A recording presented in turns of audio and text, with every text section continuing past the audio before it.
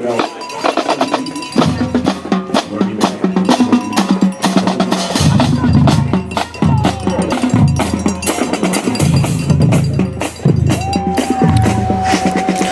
ladies and gentlemen, to the final contest here at Oxford Wildcat Stadium tonight. Tonight's contest with West Bloomfield versus the Oxford Wildcats football team. Well, I'll tell you, what a season. We started out great. 3 tough games in a row, but we came back. Yeah, nice 3-game winning streak right there. Now we still have a shot. Yes, tonight's game is crucial. You qualify with 5 wins, you're eligible. You need 6 to guarantee it. But with that tough schedule Oxford played, a win tonight would pretty much get them into the playoffs, I'm quite certain. Well, it was a tough week last week. Hopefully we saw a lot of positive stuff 2 weeks before when we covered the game, moving the ball very, very well. Got to keep the mistakes low, though. Minimize the mistakes, and we're going to be in this contest all night long. Both teams are 4-4 on the year, so it should be a well of a contest tonight. It should be, yes. Well, good. Sounds good. And anyways, we want to. It's also senior night. They will do the famous walk across that. I'll tell you what, if you haven't seen that, lump in your throat. It's very, very emotional for those kids and their parents, and for the students, that are not on the football team. Take that senior walk. It's an Oxford tradition. All the seniors line up on the north end zone, and they walk across the field, and they're received by the rest of their teammates and their student body. So it's very emotional. Getting ready to announce the seniors tonight, so let's listen in on the public address announcer. Number 1, Anthony D'Alessandro. Number 6, Blake Berry. Number 8, Ethan Guy. Number 11, Joshua Allen. Number 12, Ethan Williams. Number 14, Garrett Durrell. Number 15, Ryan Justice. Number 22, Jacob Gall. Number 26, Vinny McCall. Number 32, Hunter Lowe. Number 34, Ryan Patar.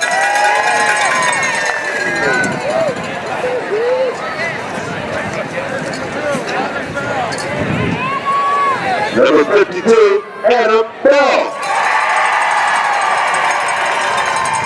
Number 54, Chad Brown. Number 55, Cameron Coker. Number 56, Trenton Sabo. Number 63, Travis Butler. Number 64, Cameron Producer. Number 72, Chase Haley. Number 73, Zachary Edwards. Number 78, Christian Court. And number 85, Dallas Winkleman. And the head coach, Dr. Wildcat, Bud Riley. And I just love the jump in the middle of the field like that, JR. Yeah, it's like I said, this is an emotional night. The kids will not need any extra motivation to get up for the contest tonight. Number 1, they know the importance to have any chance to get into the playoffs. They've got to win tonight. Number 2, it's senior night. And they want to win. The last game they're going to play in their high school career is, not counting the playoffs, of course. Yes, that's very big. And it's also a historical moment because this is the first time JR ever made a mistake doing football. Harrison. I wanted our shot back at West Bloomfield again. Yeah, living in the past. But, Harrison and Oxford are both, I think, at 4-4 for the season. Yep. So the bottom line is you got to have a win tonight. I mean, it's really cut and dry. Winning, I think you're in, and a loss, and you're not. So this is kind of a playoff game in and of itself. Well, JR, you do a great job. I had to call you on that. Yeah. You really do know all the kids, all the stories, and that's why you're such a great football announcer. We're glad to have you here at LCT. He volunteers his time for 10 years. Yeah, it's been a lot of fun, and I tell you what, as a coach, as many of you know, I coached the bowling team as a coach, and the kids just get a kick out of watching the OCTV and all the things you put on, from the parades to the arts and the drama and the plays, everything. They just love to see it on TV, especially. Do you know we got 1,000 hits on a volleyball game? I have no Do you doubt. believe it? I have no doubt about that. And usually we get hundreds of hits, and so the kids are watching this. Well, let's get off to a big bang here. Let's get Matthew Malicki back to kick the ball. He's been doing a great job all year, the junior. And a nice high boot, a little bit short. Comes up at the 18-yard line. Bringing the ball back for the Harrison Hawks. Out to the 35-yard line. A host of Wildcats brought him down. Wildcats starting out on defense tonight. There's a change. We've started a lot of offense, haven't we? It seems like it. It does. Well, our defense has been good this year, I thought. I thought our defense played very well this year. You know, a couple of the contests, they had shutouts. Or at least for one, I know for sure, was Stony Creek. But, yeah, they played very tough when they needed to. So number 16 is a quarterback, Noah Hendricks, for the Farmington-Harrison team. We're good to go. Let's see what kind of offense Harrison brings. Our defense is quick. Yeah. They've always been quick. They have a hard time with size. There we go. Nice pass play. Number 2 makes a kick when breaking tackles. That's number 2 for Harrison. Brendan Brown. My gosh, he broke at least 2 tackles and almost got tripped up and then landed on his hand. Kept his balance. That's a big first down for Harrison on the first pass play.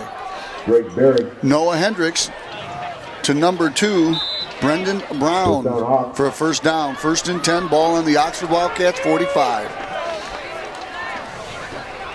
Hendricks to the front man. He's running hard, stacked up by the Wildcats. Looks like he went about 4. He got 4 or 5 yards on the run. Going to bring up a second down. They're going to give him 6 on it. So second down and 4. 11 minutes and 20 seconds to go here in the opening quarter. The Farmington-Harrison Hawks on their first drive. See a lot of them players out there for Harrison supporting the breast cancer awareness. Pink. Hendricks to the deep back. Over the right side. Big gain on the play. Hard to see that gentleman's number. Yeah. Brendan Brown, it was number 3. Brown again? Yep. It looks like there's a couple of brothers on the team. We got Brendan Brown, number 3, and Zaire Brown, number 4. Ball starts at 32 of Oxford. Boy, that was a pretty big game there. Absolutely. Harrison is moving the ball well early. Hendricks to the up back, and he stood up at the line. Nice job by the defensive line of the Wildcats. Number 55 getting up off the bottom of the pile.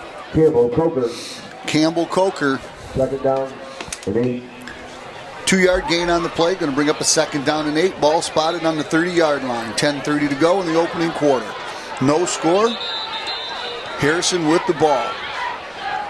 Boy, we have been absolutely blessed by some great weather this year. Tonight is probably the worst night we've had. It's about 45 degrees and dry. And it's not bad, though. Not bad at all.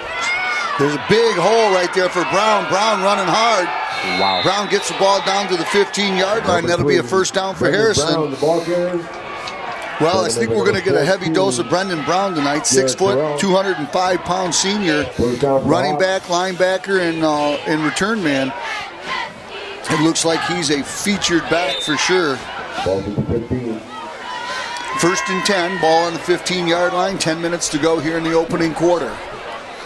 Wildcats on their heels on defense. Good job there. Gain of 3 on the play. 54 for the Wildcats on the stop. Making a tackle, number 54, Chad Brown, and number 6, Chad Brown. And there we go again, no Chad. Wildcats took an injury. Adam Bell went out this week with a broken leg in Wednesday's practice. My peeps. Yeah, and that was him out in the wheelchair during seniors, yeah. Oh, boy. So, second down, 6 to go. Ball spotted on the 12-yard line. Handoff, caught in the backfield. Slowed up. Nice job right there. Trying to get the number. I think it's number 4 that got a hold of Ben. Yeah, 55. Slowed him up. Campbell Coker slowed him up in the backfield until the other Wildcats could get there. Brings up a 3rd down and 5. Approaching the 9-minute mark in the opening quarter. Wildcats versus Hawks.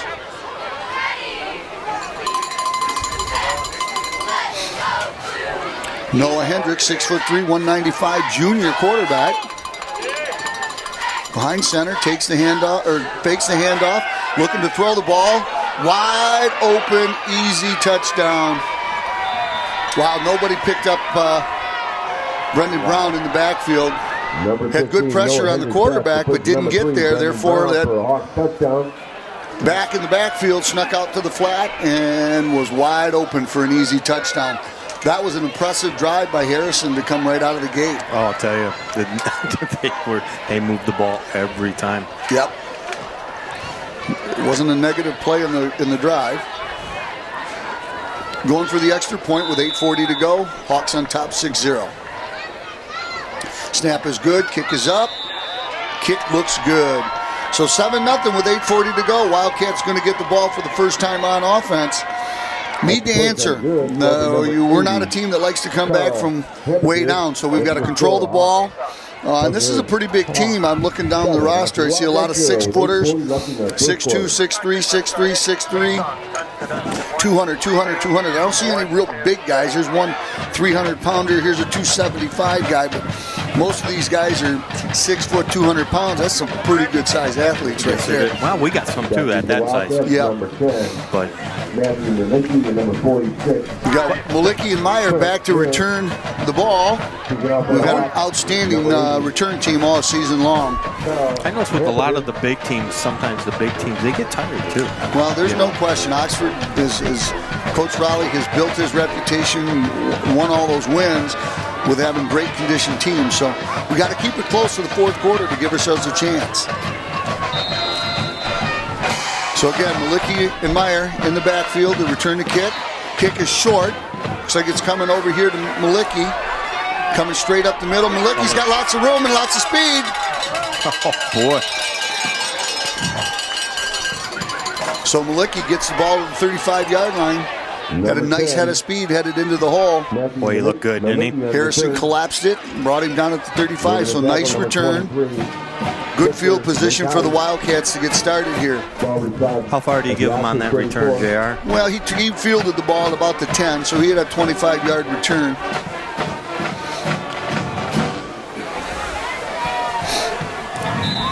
So the Wildcats, looks like we got number 14 quarterback in tonight. Floats the ball up and he's intercepted. Intended receiver, Josh Allen. Garrett Terrell, ball looked like it got caught up in the wind. There's a stiff wind tonight, but the opening play on senior night, I don't know if it was because he's a senior and he got a chance to run the first play or not, but that was a floater. It was a floater. So Allen was open. So let's set it up now. We're at the 36-yard line of the Harrison Hawks. 1st and 10 on the turnover. Defense needs to step up and make a play now. Just force a punt. Noah Hendricks. Handoff. I'm sure it's Brown again.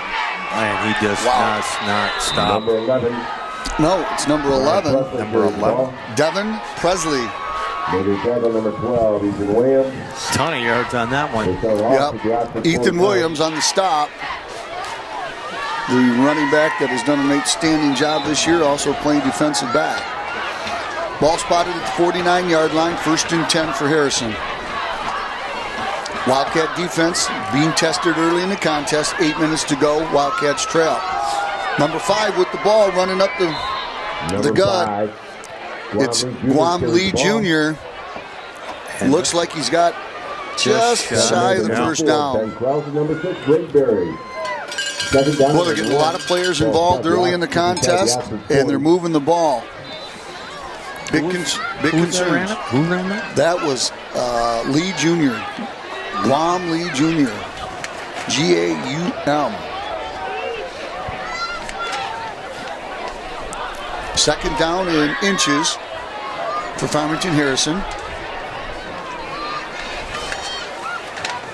Hand off to Brown. Brown over the left side.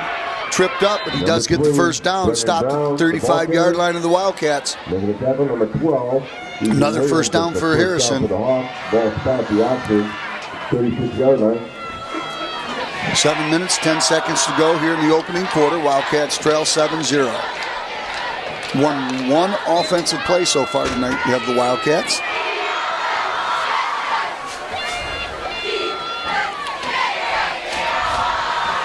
First and 10.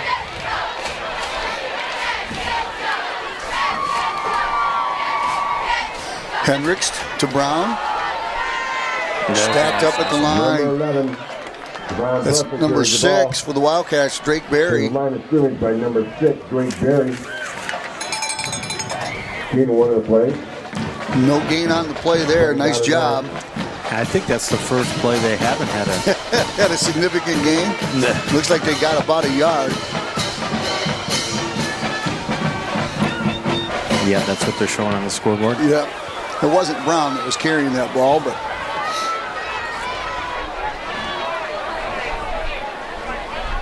Noah Hendricks fakes the handoff, rolls to his right. He's got an open receiver, hits him, but he drops the ball.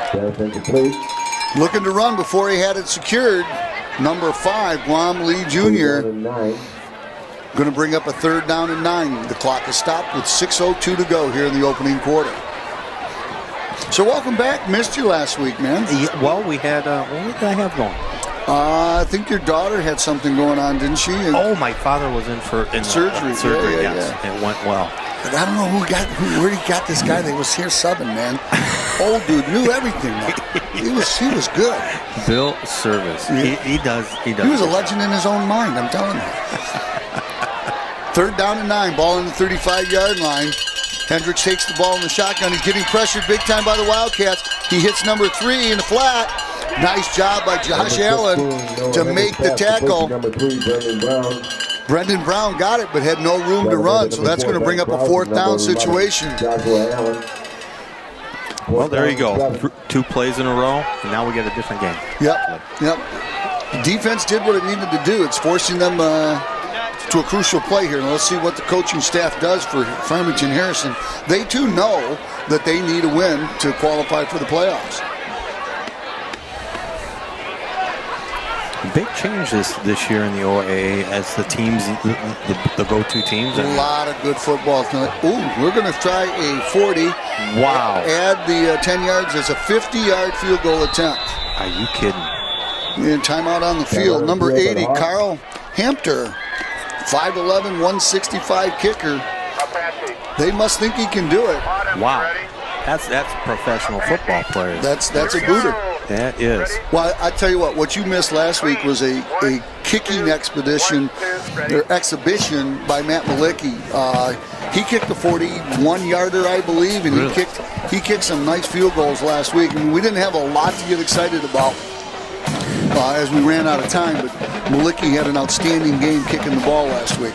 So now here's my thought. If I'm trying a 50-yard field goal, you can advance the ball if it doesn't go into the end zone. So I would have somebody back there if that ball comes up short, and or they direct snap it back to the kicker.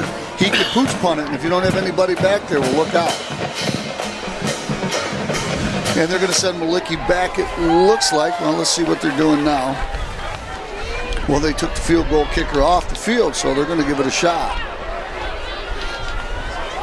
I think that's probably a smart play on Farmington's part. Maybe they're going to try to draw him off sides. 5:09 to go. 4th down and 7. Ball spotted under 33. Illegal procedure. False start. Everybody got hemmed up. Oh, they're calling offsides on Oxford. Oh, no. There's one of those mental mistakes. That's all. Encroachment against Oxford. Well, it's 5 yards. It still brings up a 4th down play. But boy, 4th and 2 is a whole much more different than 4th and 7. Boy, I'd sure like to see the tape. I didn't see anything going, did you? Well, offsides, you know, a guy could be leaning over with his helmet. There's just... So under 5 minutes to go here in the opening quarter. 4th down and 2. Big play early in the contest. Defense needs to step up here and make a stop. Ball spotted at the 28-yard line. Noah Hendricks rolls to his right, stumbles, hands the ball off to number 3.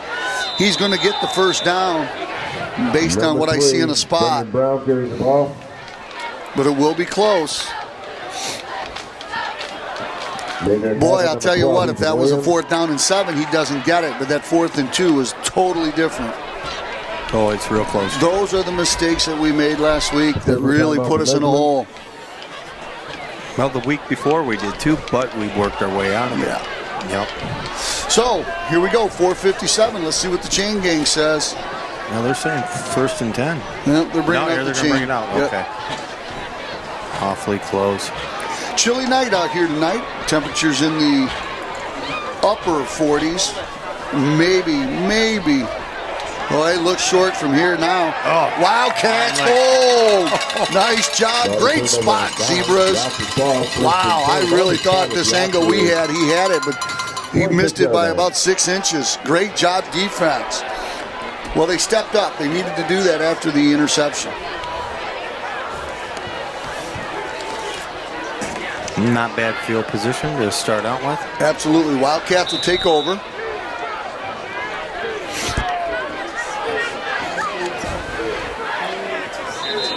And we got penalty again. Illegal procedure on the Wildcats. My Lord. Well, we do have a lot of young players that are participating a little bit more, but truthfully, I'm sure that the coaches have coached them. So I don't know what the procedure call was there. Parker Fleming back in under quarterback.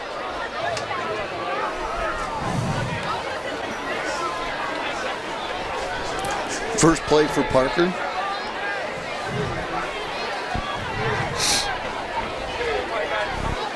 Ethan Williams, outstanding year so far this year as the deep back, has the ball over the right side. Ethan Williams behind his blocker gets the 5 yards back from the penalty. Nice run by Ethan Williams. Good blocking at the point of attack. Number 5. Well, I tell you, that young man's had an outstanding season. I don't know what his yardage is for the year, but he has just done an outstanding job.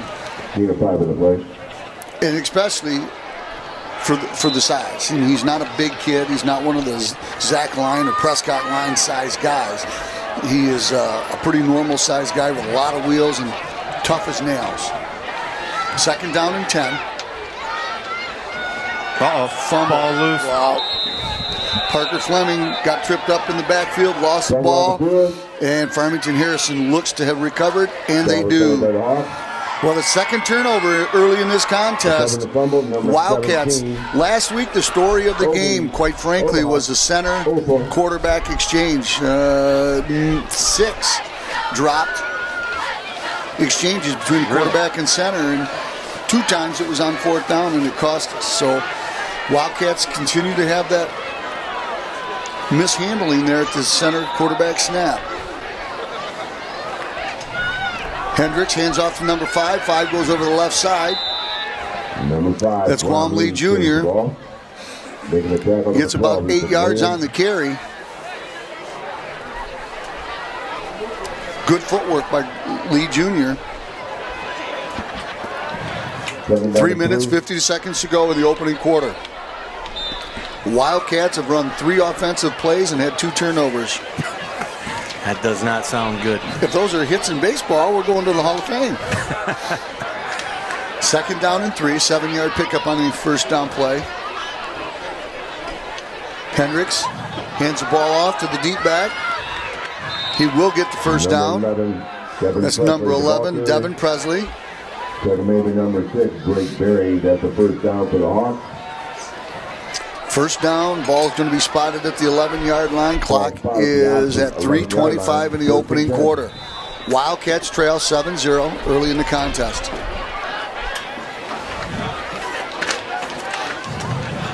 Well, we got to stop. Now we got to capitalize. Yeah. You're in the red zone. It's doable. They've done a nice job with it all season. Harrison running up the middle. Stacked up. About a 4-yard gain on the play. Number 11, Devin Presley again.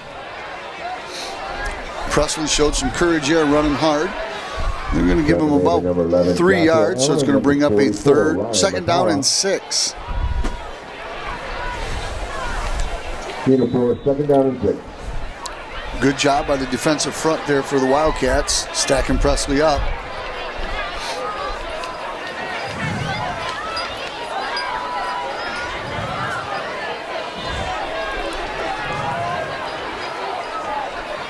Over to the right side. Stacked up, hitting the backfield, but he broke a couple tackles, and Presley got right down to the... Boy, he's close to a first down. He can get a first down yet. But boy, he was hitting the backfield. I thought he was going to be stacked up, but Sergio Borg finally brought him down, but he is very close to a first down, and it is. It is, yeah. First and goal, inches away from touchdown. I'd say about 7 yards on that. Wow. So the Wildcats bit on their heels right now. They need to get this turned around. Noah Hendricks hands the ball up to the up back, and the up back is in the end zone, number 5, Guam Lee Jr. Well, we're helping them, and they're doing a good job of taking the help. You got to sustain a drive. Wildcats find themselves down 13-0 with under 2 minutes to go in the opening quarter.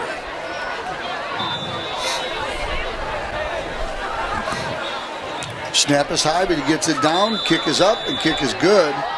So now 14-0. The Farmington Harrison Hawks coming into the blue turf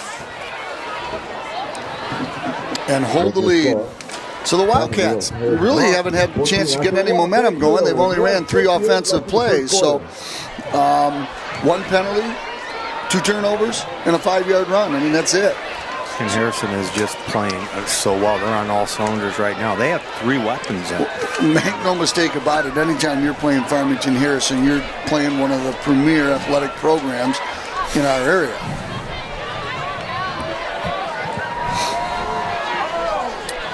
So the Wildcats need something to shake the momentum up, and this special teams have done a nice job with that all season long.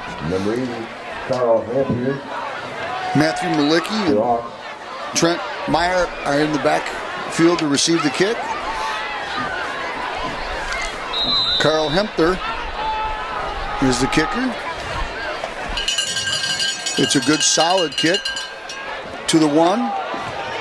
Out to 10, 15, 20. He's got plenty of room. Malicki, tripped up by the blue turf. Boy, Malicki was flying there. He got it out to about the 34-yard line again. He took it at the goal line. Boy, he almost had a touchback there, but man, if he just gets a little grip on that one, I think he takes it to the house. Malicki looked good. I think he tripped over that line. Yeah, I think they put too much paint on that 30-yard line. It's too high. So 1st and 10 for the Wildcats. Ball at the 33-yard line. Let's see if we can sustain a drive here. Get a couple first downs, slow them down. Fleming to Williams. Stacked up at the line, nothing there. Number 17, Obi Olaf. Wildcats offense aren't even warmed up yet. Second down. Parker Fleming giving instructions to the team in the huddle. Anthony Delisandro down here on the left. Handoff, nothing there. Number 12, Ethan Williams. Right side. Stuffed at the line of scrimmage. Ethan Williams. Mike Knox. Third down. So the Harrison Hawks defense looks as tough as their offense early They on. do. Wow. Well, they're rested. Yeah, that they are. That they are. So under 50 seconds to go in the opening quarter, Wildcats trying to move on offense. Parker Fleming. Williams is deep in the backfield. He needs to pick it up or else he's going to get a delay game call. Fleming looking to throw, throws the ball high over the outside shoulder. They're going to get an interference call on number 2. That's Cordell Agree. Boy, that looked like a real touchy interference call right there. We'll take the break. Well, you know, Cordell, number 3? He knew that ball was coming that way. Mm-hmm. He read that play, and they still ran it. Something's going on here. I don't know if Fleming got hurt on the play or not. He did. Oh, he's coming out. Andrew, the trainer extraordinaire, pulled him off the field. I don't know if it would be for one play or not. He doesn't look to be too shaken up. I didn't see what happened on the play. But the interference call does give the Wildcats a first down just shy of midfield. 1st and 10. Ball spotted at the 48-yard line. Did we explain it? They didn't even relay the signal. I just think everybody knew it. Garrett hands off to number 12, and number 12, Ethan Williams. Ethan Williams, the ball carrier. Can see the line of scrimmage, but didn't get there. Parker Fleming itching to get back in. Number 79. Looks like he's in a little bit of pain. Maverick Hampton. Man, that has been a brick wall the past 3 plays. It's like they're in the backfield and hear our call. Play call. Coach Rowley having a nice discussion with the referee. And that'll be the end of the first quarter. So the Wildcats dug a hole for themselves. They're down 14-0. Well, maybe going to the other side will give us a little more. Well, it's momentum. It's always been said that this field is slanted to the south. So we'll just kind of get a little more momentum if we're slanted that way. So what's happening on OCTV this week? Anything exciting? Well, this is about it for sports. This is our last event for fall sports. So we're going to take a little break and do some other stuff, with other programming. But we will be back for hockey and basketball and wrestling and all that. So absolutely, boys and girls basketball. The boys team bringing back the legendary coach, Steve Laidlaw. That'll be an exciting time for the basketball program. And I'll tell you, he's getting some good kids too. Well, you know what? He's a good man, and he's true blue Oxford. Graduated from here, and he had an outstanding program a few years back. And many people would have liked to have seen him stay around, but the bottom line is he got a chance again. And how about the horses winning a state title? Great job to the equestrian team. Well, we are an equestrian area, so yes, it's painted on the rocks and all. There we go. So 2nd and 10, first play of the second quarter for the Wildcats. Parker Fleming is back in there under center.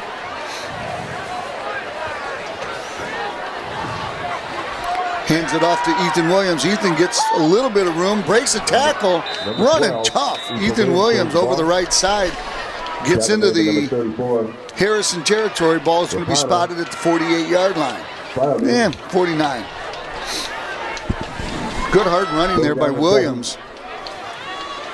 Well, he bounced off that wall, but he went around it a little bit. But man, they've been tough. Well, 3rd down and 7, 11:25 to go.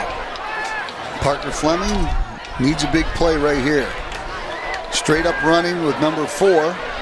Number 4. Benny Krause. Krause gets the ball to about the 45-yard line, and that's it.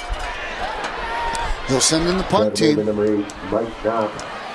Tried to catch him a little flat-footed there, but on a 4th down and 3, Wildcats will punt the ball. Well, changing plans. They're sending Parker Fleming back onto the field. Really? Okay. Well, I mean, you're fighting for a playoff berth. You got 4 yards, 3 yards. You got a little confidence in your defense. Fleming looking for a little slant play. Oh, bad time. Timing was way off there. Going from Malicki there. Yeah, Malicki was open, and the First and 10 at their own 45. looked like a little curl route. He was open, just the timing was off. So the Wildcats will turn it over on downs. Ball spotted at the 45-yard line. Need something big to happen here for the defense.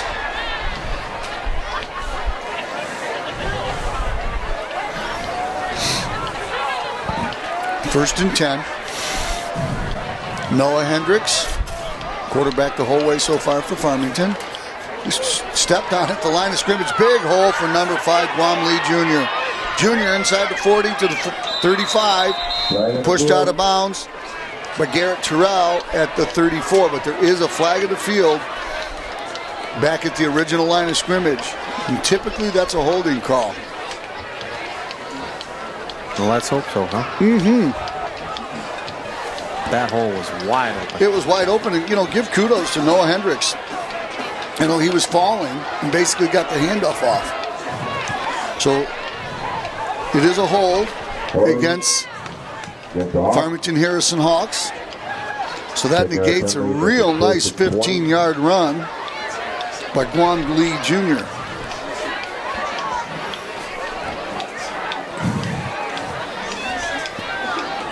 As they mark it off, it's going to bring up a first and 20. The way it's gone so far, that's about what we need is first and 20 from Harrison. I believe that's Harrison's first penalty. I believe you're right. Yep, it is.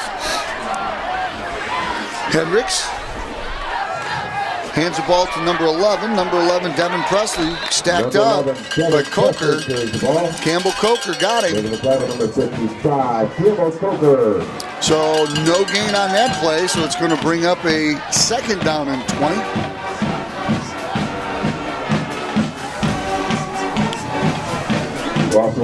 Boy, that was a big penalty. Puts us in a good position here on defense.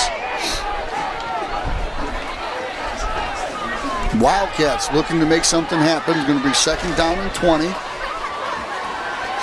Hendricks in the shotgun. Back to throw. Got an open receiver. Brought down short of the first down, but not before he gets over the 50-yard line to the 49. Number 6 on the tackle, Drake Berry. So Drake Berry made the tackle. But that'll bring up a third down and looks like 5. So the ball's going to be spotted at the 50-yard line. I tell you, there were other guys open as well. That's what kind of scared me. Yeah, there was. Yeah. He had a big play here for the defense. They want to keep him stopped right here, force a punt. Handoff over the left side. He's not going to get the first down. 54 in on the tackle. That's Chad Brown. There's a host of Wildcats there. See who's getting up off the bottom there. Coker again. Campbell Coker. Boy, I've called his number a lot already tonight. That's a big play, forcing a fourth down. So let's see what the coach does for Harrison. Going to bring up a fourth down and 3. I'm going to guess they're going to go for this. I would think so. Their defenses look mighty stout today, and Wildcats haven't shown anything on offense yet. And if they can get a first down here, quick snap, and he gets first down. Number 3, the big number 3, Brendan Brown. First down for the Hawks. So he got that with relative ease.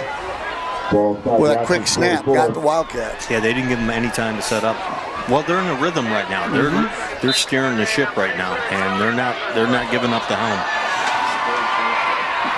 We got to get that flow away from them and get it to us. Got to make a turnover happen.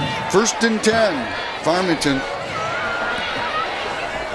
Ball spotted at 44 of the Wildcats. Handoff to the third man back. He's getting strung out, but he turns it upfield, twisting and turning, out of bounds at the 39-yard line. That's Devin Presley doing a nice job following his blockers. Wildcats strung it out, but Couldn't bring him down before a gain of 5 on the play. Gain of 5 on the play, second down. Under 8 minutes to go. He ran out of bounds, so the clock is stopped with 7:56 to go. Wildcats just can't seem to get any momentum so far today. But what a quick-moving game. It's going quick.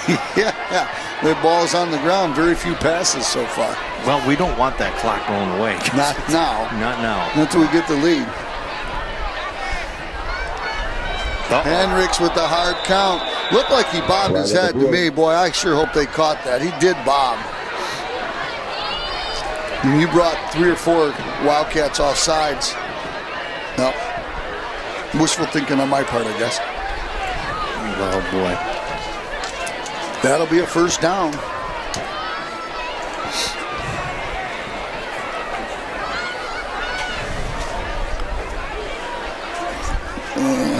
Boy, it looks like it's just inches short of a first down. Wildcats, that's about their 4th penalty so far today, and they've all been costly. So second down in inches. 6'3" quarterback Hendricks hands off to number 3. He easily gets the first down. That's Brendan Brown. Number 3, Benjamin Brown. Double B's got the first down, got the ball to the 30-yard line. Drake Berry on the stop. First and 10. Harrison, ball's going to be spotted at the 31-yard line of Oxford. Clock rolling with 7:45 to go before halftime. Ladies and gentlemen, stick around for halftime. The Oxford Wildcat Band will be performing. The dance team will be performing. Hendricks to the up back on number 5, breaks the initial tackle. Man, Guam Lee Jr. was hit hard at the line of scrimmage and just bounced like a pinball. But Drake Berry was there as long as Chad Brown to bring him down. Bring him down, Chad Brown. Second down and 8. Wildcats looking to make something happen on D with 7 minutes to go in the opening half. Wildcats trail 14-0. Well, they're hitting us with 3 good backs in Presley, Brown, and Lee Jr. They have weapons here. Hand off to number 11. Man, he squirted out the other side. He got the ball down to the 26-yard line. That's Devin Presley again. Presley 5'8", 160. Josh Allen knocked him down, but it brings up a 3rd down and a long 4, call it 5. Again, another big defensive play right here. They had 3 different backs in a row. Brown, Lee, Presley. Those last 3 calls. Keeping them fresh, aren't they? They sure are. That's a pretty good size offensive line. I see a couple 275, a 300, a 263, and a 240. It's pretty bad when you're short. You're the small guy at 240. Looks like a broken play. Back to throw the ball, 16. He gets run out of bounds. Nice job by the Wildcats right there. That's Sergio Borg forced him out of bounds. Noah Hendricks looked like he was supposed to make a handoff and missed it.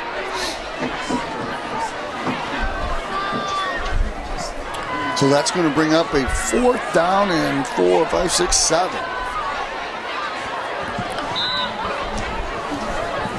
Let's see if they send in the field goal team. Nope. Wildcat, big defensive play right here. 4th down, 7 to go. Harrison Hawks leaving their offense on the field. Now we could turn around this game if we could get a stop here. This would be... Well, and remember, we get the ball to start the second half. Back to throw the ball, and he dropped it.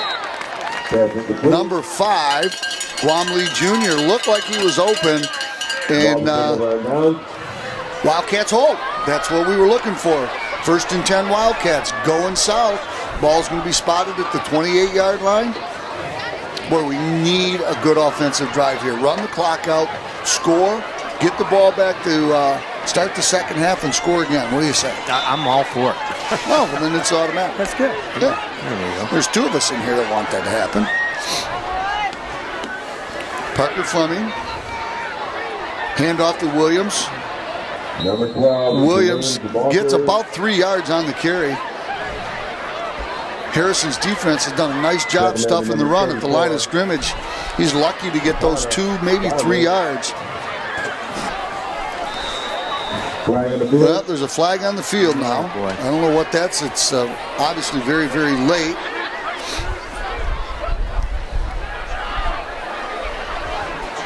So let's see what the call is.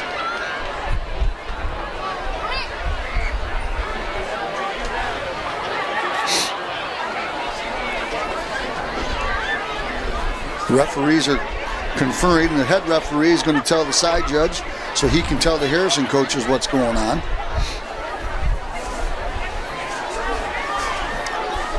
Only sport where there's Unsportsmanlike conduct. I don't, by Harrison. But I don't know what they did. Maybe a little taunting, maybe a little talk, you know, after that play was over. Big 15-yard penalty, and the Wildcats get their second first down. Unfortunately, both first downs the Wildcats have gotten have been on penalties. So now the Wildcats have the ball at the 46, 1st and 10. Clock stopped at 5:30 to go. Parker Fleming and his offensive teammates need to get on track.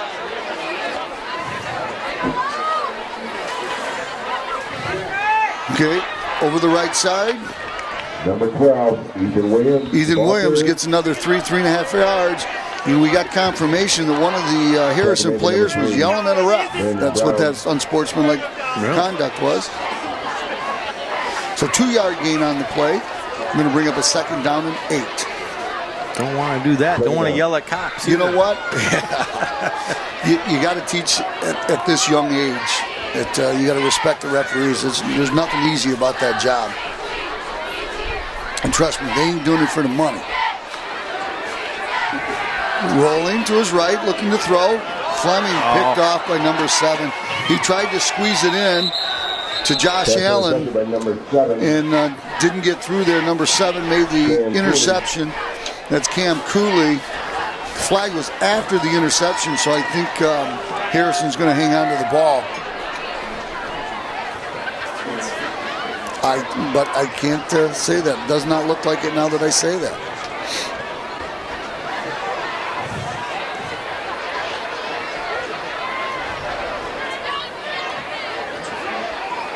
But you see that catch ball. I don't know who caught it.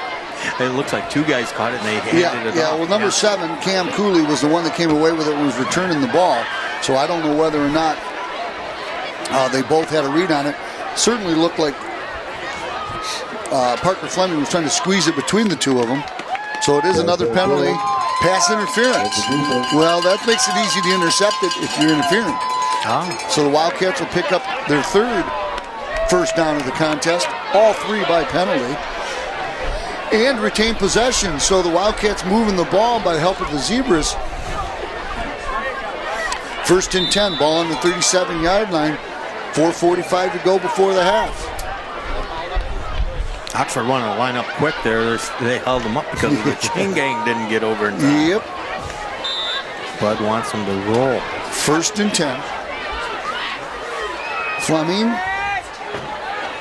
hits the up, hands it to the up back. Good run there. Number 4, Ben Krause. BK got a nice run there. Got about 4 yards on the carry. 2nd down and 6. Take a 4-yarder on 1st down. That's what you're looking for. Something north of 3. No, 3 4-yard runs is the 1st down. Yep. Fleming to Krause again. Krause over the left side. Krause gets the ball over the 30-yard line. About another 3 yards there. Going to bring up a 3rd down and 7. John O'Connor. Good hard running by the Wildcat fullback, Ben Krause, a junior. Many of the Wildcats coming back next year. Matthew Malicki. Oh, that's big. That's big. Sergio Board, Parker Fleming. A lot of these guys are coming back. Trent Meyer. 3rd and 3. Wildcats hand the ball straight ahead running. Boy, good hard running.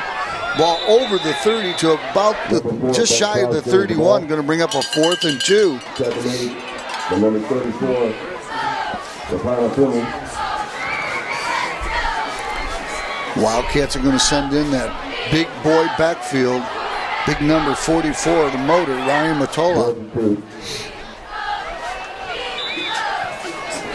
Well, he's going to have his job cut out for him today. Well, I'll tell you what play worked really well last week, and because only Harrison can't hear me, they did a quarterback rollout option. The quarterback keeper, he kept it, and he had nothing but blue in front of him. So let's see if they don't do that here. Nope, hand the ball straight ahead to Ethan Williams, and he's going to get turned back. I don't think so. He had a nice head of steam, but boy, he got turned back just about when he get to that first down marker. So he's going to get turned back. Ball will be turned over on downs by the Wildcats. Still looking to get their first down, non-penalty-wise. Yes. Impressive performance by the Harrison team on defense. This is a good offensive football team, the Wildcats, and Harrison is just pitching a shutout right now. 2:45 to go here in the second quarter. Hendricks in the shotgun. Fumble, and there's a flag on the play. Wildcats come out with the ball. That's Coker. Let's see what the flag is. Boy, that would be a huge... The Wildcats are saying it's against Harrison. Boy, that'd be huge. See what the call is. Ball recovered by number 55, Campbell Coker. Illegal chop block. Wildcats with the ball, 1st and 10, inside the 25-yard line at the 24. It's time, gentlemen. Step it up. Make it happen. We need to capitalize on one of these Absolutely. breaks. We've gotten a number of breaks in the first half. I mean, as bad as we've played, we're only down 2 scores, and we've got the ball inside the 25. And we almost fumbled the handoff. Number 3 on the run, that's Devon Hudson. Devon Hudson, the ball carrier. Devon Hudson with his first carry of the contest, but Parker Fleming was juggling the ball. Had a little bit of delay in the handoff. Loss of 2 on the play. 2:22 going here in the first half. A couple weeks ago, Devon put on quite a show. He sure did. He had a well of a half. I think he got 75 to 80 yards in one quarter. Nothing there. Wildcats offense just out of sync right now. Pass was intended for number 1, Anthony D'Alessandro. He just couldn't get away from the defensive back over here on the right side. Now we've only thrown once. We haven't done anything that way, and that didn't go well either. Timeout.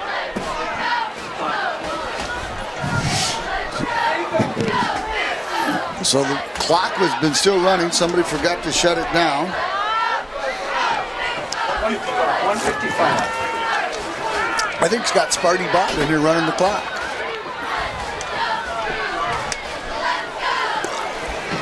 So you don't want to be the clock man. They don't talk to you unless they're mad. They don't know you're here unless you're doing something wrong. 1:55 to go. Wildcats 3rd down, 12. Need something to get going right here. Offensive bend off time all day. Parker Fleming to Devon Harris, and there ain't nothing there. Big number 5, Guam Lee Jr. just stuffed him. Wildcats just can't seem to get things rolling right now. Can't win that battle at the line of scrimmage. There's Mr. Hudson again. And Devon just didn't have a prayer right there. They just jumped him. That defensive line is not only big, but they are fast. Wildcats going to have to call a timeout here. They're going to get a delay of game. Now they're going to try a field goal. Here we go. Well, I told you last week, this young man put on an exhibition as far as kicking goes. Now Farmington calls timeout. They were unsure what was going on. Now you see Harrison had a guy back right at the goal line because if that kick comes up short, he can advance. But I got news for you. Number 10 ain't going to come up short. He might not make it, but it won't be because it's short. No. So the ball spotted at the 26, 7 yards back for the snap is so 32. So he's a 42-yard field goal attempt here. And last week he made a 41-yarder with ease.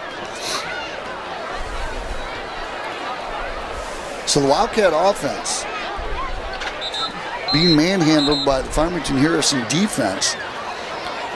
And we're in this contest. It's only 14-0. Wildcats will get the ball to start the third quarter. So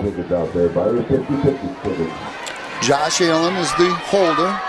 Number 7, Ryan Miller is the snapper. Matthew Malicki is the kicker.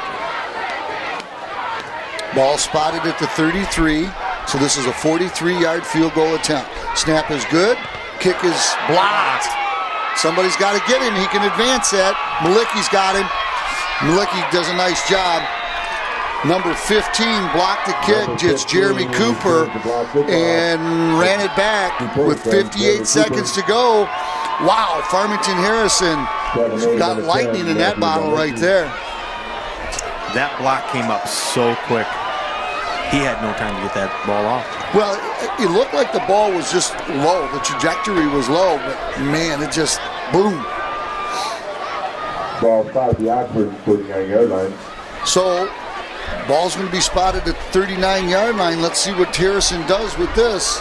They're up 14-0, 58 seconds to go before halftime. Plenty of time. They got one timeout left.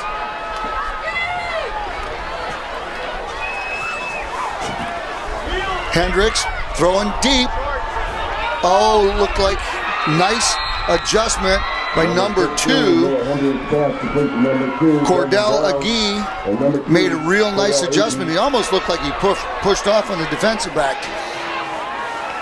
1st and 10, ball spotted at the 6. Clock at 50 seconds, stopped with the first down. Look at the size of number 74. 6'3", 263 pounds, and it don't look like he got an ounce of fat on him. Holy cow, he's a big fella. 55. Chris Rexroth, 6'6", 275, and he ain't carrying a belly. Those are men. Holy cow. No wonder the Wildcats are struggling up front. 74. 6'3", 263, and he looks like he's thin. He looks skinny. He looks skinny next to the other guy. Holy cow. And let me send little Sergio Borg up there. He'll be wrestling 150 this year. Sergio, take him out. So 1st and goal. Farmington Harrison with the ball at the 6-yard line. Boy, can we ask this defense to step up one more time? I don't know. I don't know what's going on in this. Ben, 10 years, I've never seen an Oxford team manhandled like this. But we're still in the game. We're doing our job on defense, and we're still in this game. Hats off to the defense. Noah Hendricks, ball on the 6. Fakes the handoff, going to throw the ball, little screen pass, he's wide open. Same play that worked earlier. Number 3, Brendan Brown with the touchdown. That's 20-0. Boy, this was a game the Wildcats needed to come out and do something big, and they just can't seem to get things, their shoes on the right feet right now. What I'm trying to figure out is how do these guys have 4 losses? That's a great point. That is a very good point. I'd sure like to know who the 4 teams are that beat them. They must have beat themselves somewhere. Well, you saw there in the second quarter that they had a lot of penalties. Yeah. You know, the Wildcats had 3 first down based on major penalties. And, there you go. Flag on the field. Flag on the field on the extra point. It was good, but there is laundry down. It's kind of a high snap. He still got it down in time. Well, like you said, I hadn't even thought about that part of it, but you're right. How did this team that looks this good, this big, what have they done to have 4 losses? At least I think they're 4-4, aren't they? I think that's what we're saying. I'll have to get my statistician on it at halftime. Do I have a statistician? We'll get one. We'll find one. Okay.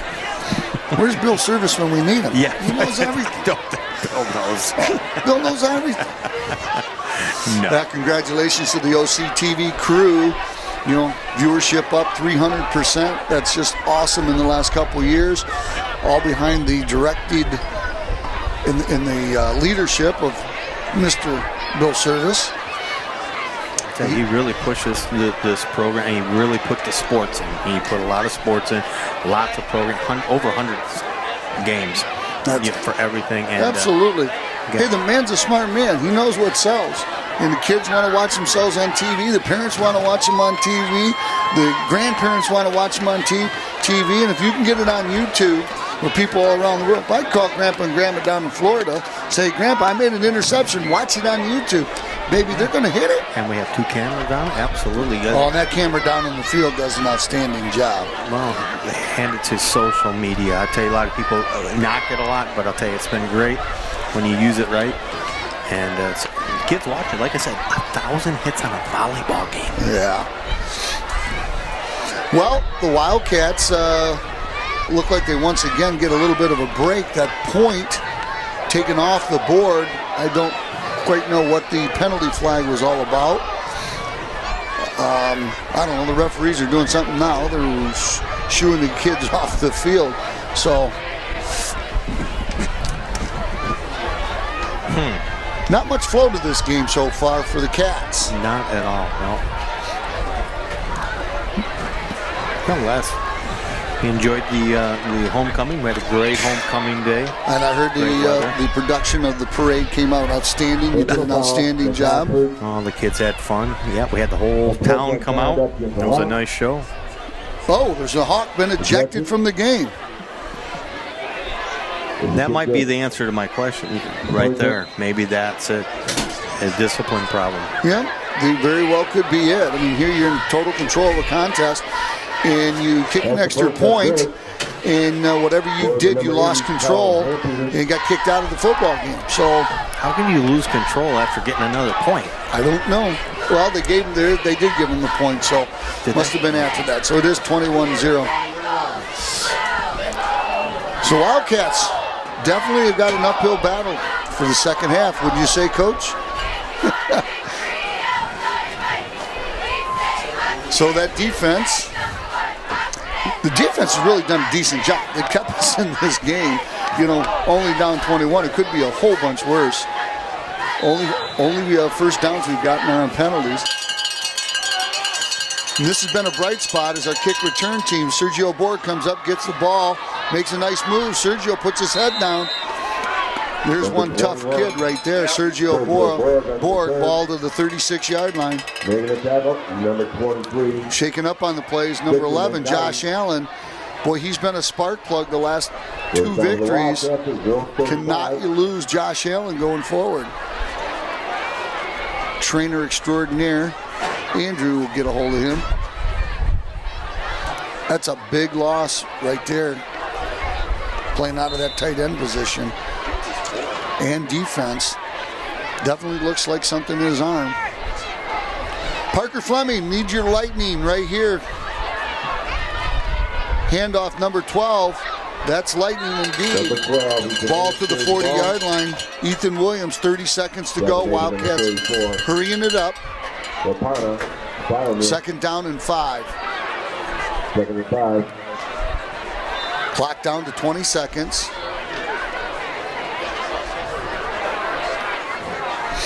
This will be the last play of the half unless there's a penalty or something.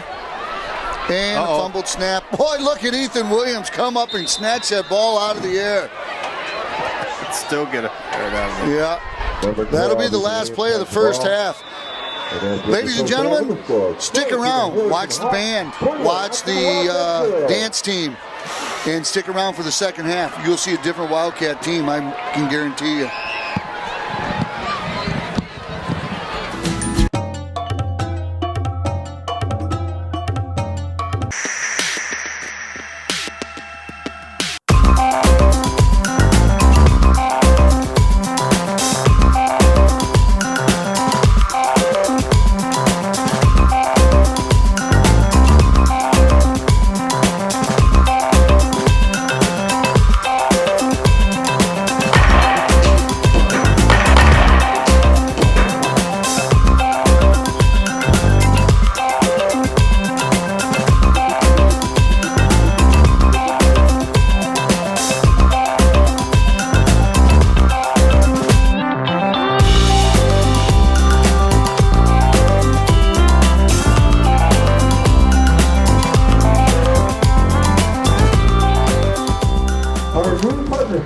With Oxford Bank. This evening, I feel you right now. I'm trying to help you out, but I don't have much to say either. And the Vice President of Personal Banking, Nancy Rosentrader, are here to present Superintendent Tim Throne and School Board President Dan D'Alessandro with a check in the amount of $150,000. Holy crap! $150,000! These funds will be used towards Holy crap! For $150,000, I can say holy crap! and other venues. CEOs Oxford of the Bank. grant believe that Oxford Community Schools is one of the best and most important community assets, having similar missions to make life better for our I constituencies. said that last week. We both believe in personal development and innovation to serve the community better. See the future. As an example, we have see the interactive long second television, half. and they have a fantastic e-learning capability in their That virtual is so academy, freaking both cool. of which make life convenient. Who negotiated Vice that deal? President of Personal Banking Nancy Rosentrader says, we love the Oxford community, and it's our mission I want to have that a scoreboard positive for the next impact game. in all communities we serve. That's I can't think of a better way This to give one's- back this to our one's not customers working too than well to today. serve our students. That's leaning this Oxford way. Community Schools cherishes the generosity of this new partnership and looks forward to the continuing pursuit of providing a world-class education. Thank you, Oxford Bank.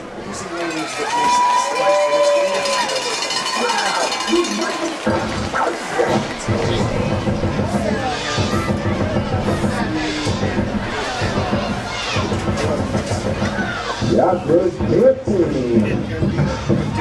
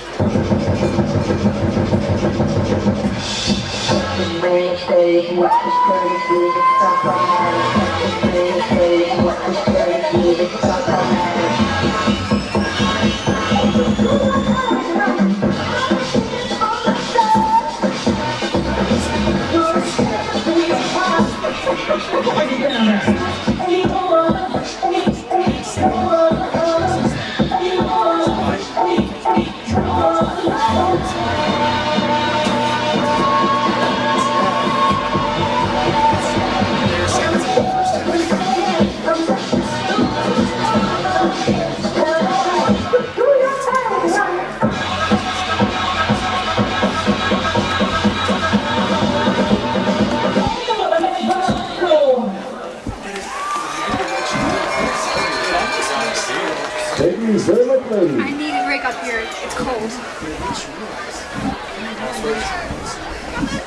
If I'm cold down there, you'll be freezing. Close like pay attention to midfield here. Presenting the Michigan Interscholastic Partnership Association 2016 state champion. The Oxford High School Association team made the 17th straight show with the state championship this year.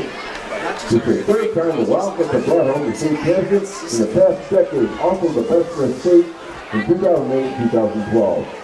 The team consists of riders Hannah Boudet, Jessica Garrett, Michaela Hayden, Regan Holloway, Emerson Lamb, Katie May, Christy Marisco, and Hannah Tudor. I got the guy Assistant Captain from the Head bank Coach Steve Shepard. and Tim Throne coming up just before half, so we can do a little segment on what they're doing with this money. They give us $150,000, the whole bit. Caitlin Brazell, and Sarah Brazell. What's up, The kid? team is already prepared for next year with hosting running back-to-back state championships. It's The raining. team would like to thank all their sponsors and community support. We also would like to wish Coach T a happy birthday. Congratulations, ladies.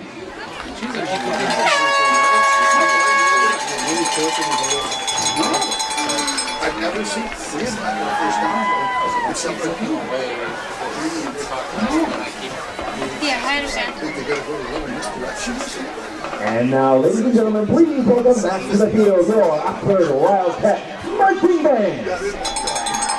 Tonight, the Oxford Band takes us on a starbound journey to a time long ago in a galaxy far, far away. Under the direction of Jedi Masters Lindsay Murdoch, Caitlin Ewald, and Trent Evans, and color guard captains Emily Penzine and Sarah Kiss. Featuring soloist Beth Devlin and Ethan Madison, the Oxford Band presents music from Star Wars, The Force Awakens.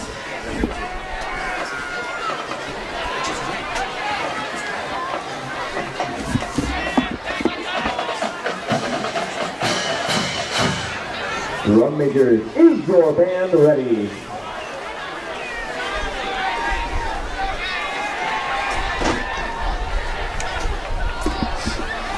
The field is yours.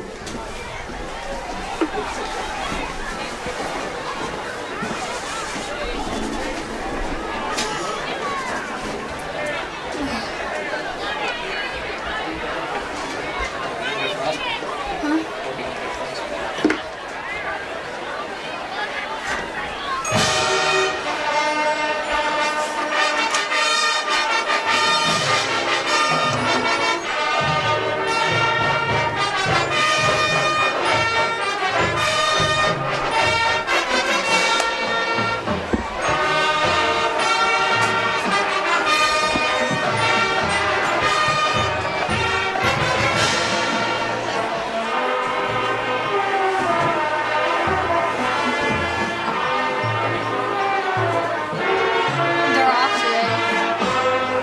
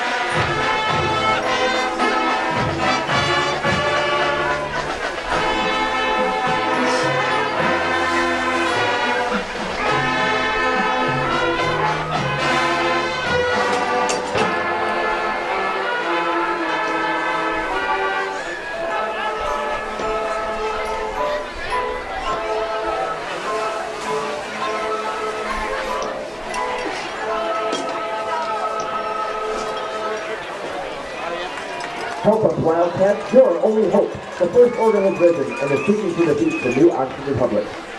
Fight the dark side with the mark of the resistance.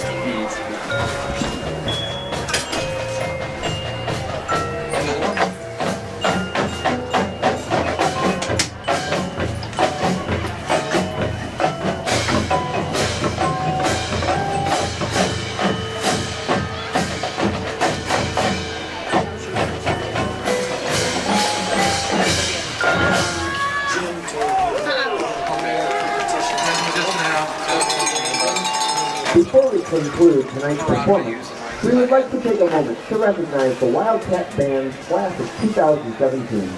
We'd like to thank the following seniors for their 4 years of service, leadership, and fond memories. Kingsley Aaron, Alana Bouchard-Wessel, Dave Bukari, Rachel Cavan, William Dvorak, Britton Farrar, Brendan Fletcher, Terry Garner, Alec Gerstenberger, Keaton Diverson, Sarah Kitt, Autumn Coster, Rochelle Lightman, Sabrina Major, Ben McBride, Doug McManning, Kristen Measle, Lindsay Murdoch, Janae Osteen, Andrew Kinnevere, Elaine Strzelecki, and John Wagner. The Wildcat Band concludes tonight's performance with music from the Jedi Steps featuring soloists Beth Devlin and Ethan Madison. May the Force be with you.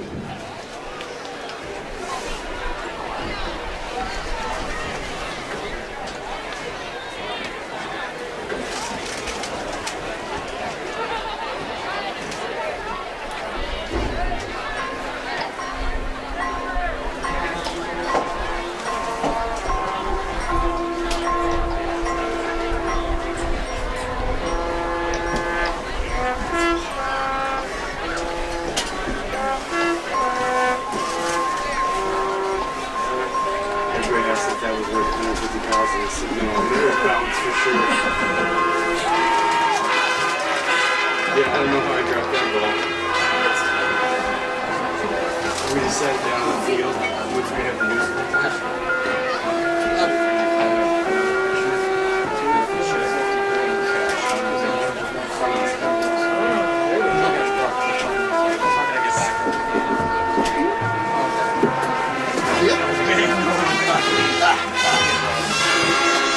You thought there was heat up here, didn't you?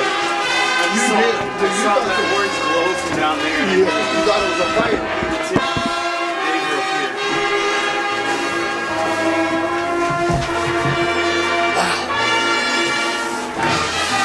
So what kind of questions are you going to ask us so we can be prepared? All I'm going to do is say, ladies and gentlemen, we're special guest is Superintendent Tim Crone. He's got a special announcement, the presentation that happened. Tim, why don't you tell us what all the excitement is after the program?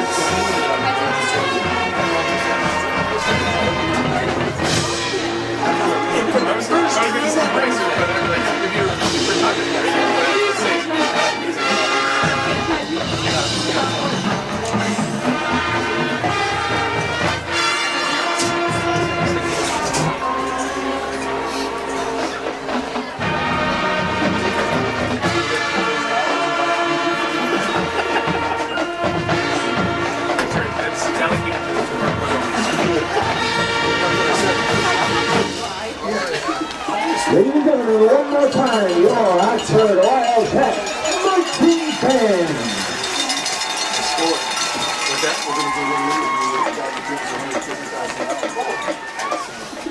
Ladies and gentlemen, we're joined right now by some special guests and Superintendent Tim Throne. There's a lot of excitement here at halftime of tonight's contest. So, Mr. Throne, why don't you tell us what happened today? We're very pleased to announce this is David Lamb, CEO of Oxford Bank, and Nancy Rosentrader, Senior Vice President of Oxford Bank, has donated to Oxford Community Schools $150,000 to be allocated towards scoreboards at the stadium and other places here at the high school. Outstanding. Well, thank you very much. I know that that's been a topic from the athletic department for many years. So Oxford Bank stepping up large in the community as always. So thanks again. Thank you. Look forward to seeing it for next season, maybe. Next season. Next season. Awesome. Thanks again. Thanks, JR. Beautiful. Thank you. You bet.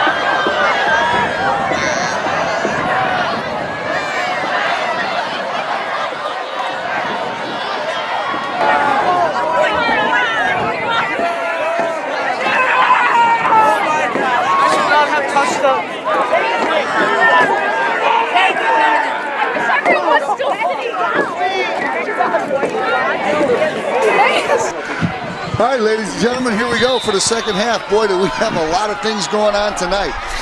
Wildcats find themselves down 21-0, but they've got a fired-up squad coming out for this second half. What a special presentation at halftime. The excitement in the crowd. Oxford Community Bank donated $150,000 for a new scoreboard and scoreboards in the stadiums and other things. Other things at the school. What an amazing thing. I'm putting my money over in that bank. I got mine there. Yeah, I don't know why I don't. Well, here we go. The second half is underway. Parker Fleming in motion. Josh Allen. Fleming hands the ball over to the right side. Ethan Williams, number 12. I'll tell you what, Ethan Williams, I mean, he is trying. He's hitting that line as hard as he can. He's going to have a lot of bruises. Yeah, and I'm going to tell you something. I just watched a one-on-one confrontation. Number 44, Matola. I mean, he's a big kid. He's one of our bigger kids. Number 15 just flipped him out of the way. It was just crazy. But Wildcats get 1 yard on the game. Going to bring up a 2nd down and 9. Once again, our hats off to Oxford Bank for their support of the Oxford Community Schools. 2nd and 9, 11:20 to go. Second half. Wildcats trailing 21-0. Right side, Williams. Nothing. You know, I'm talking to one of the coaches at halftime, and he's amazed. There's no push. We're getting nothing at the line of a scrimmage on offense at all. Wildcats are going to have to shake it up some way, some form. Yeah, we got 2 yards on that one. How about that? Yeah. We're going to bring up a 3rd down and 8. Oxford's first possession here in the second half. It's a cold night, but the wind has started to let up a little bit. Temperatures are in the mid-40s. Good football weather. D'Alessandra's out here uncovered. Well, now they get everybody covered up. Fleming in the shotgun. Looking to throw. Ball's tipped in the air and nearly intercepted. It hit the ground.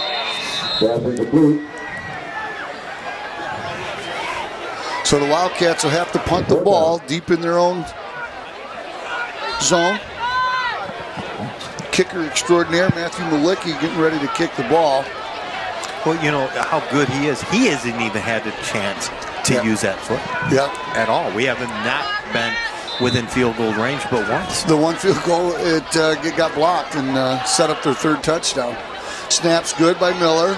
Malicki, nice boot, high, good coverage, fair catch called for at the 46-yard line. So nice boot by Malicki, good coverage. Looked like number 21, Sergio Borg, on the coverage. So we need to see the defense step up here. 10-13 to go here in the 3rd quarter.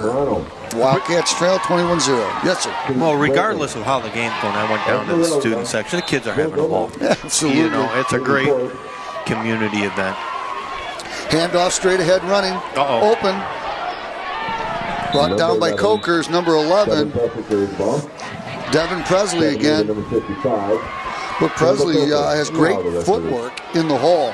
5 foot, 860 pounds. That's a good size high school running back. But he's got great footwork when he hits the hole. That will be a first down. 10 minutes to go in the third quarter. Cats down 21-0.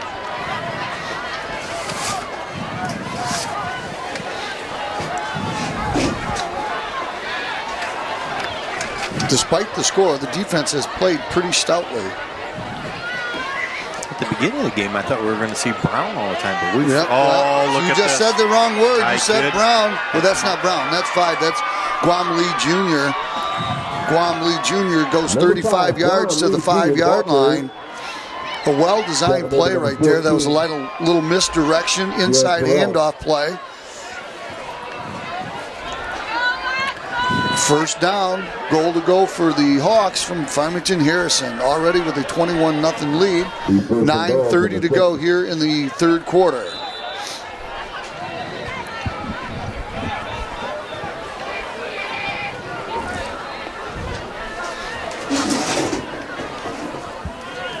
Noah Hendricks hands the ball to number 3, and he's stacked up in the middle by Coker. Nice job and nice tackle by Coker. That was Brandon Brown. Dropped for a loss on the play. Going to bring up a second goal. Like I said, the defense has really played tough tonight, despite the score.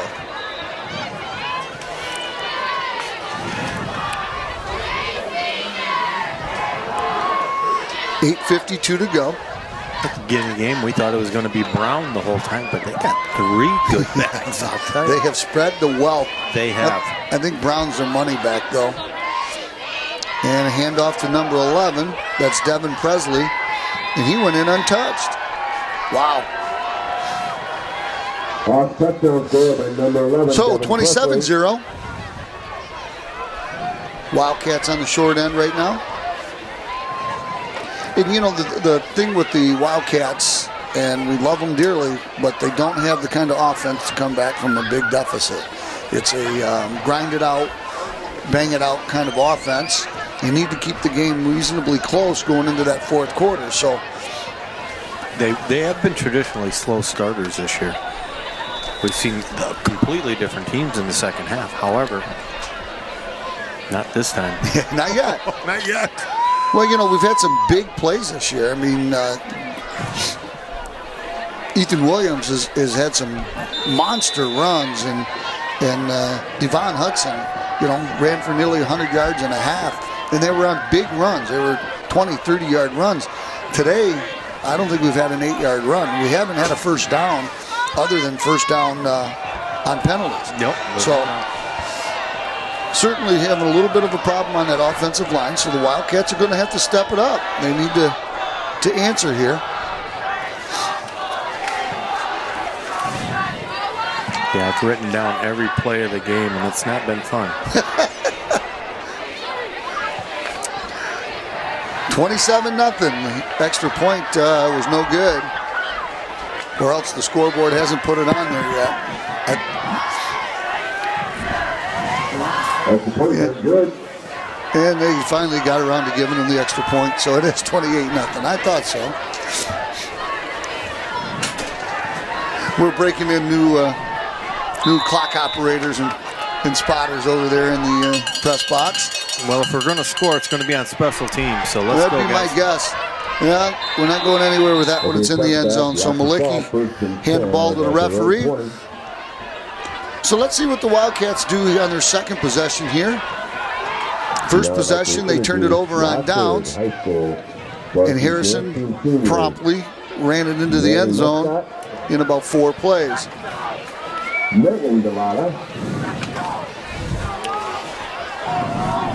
The band was on fire at halftime. They did an outstanding job with Star Wars. They've really had that Star Wars theme all year long, and they've done a great job with it.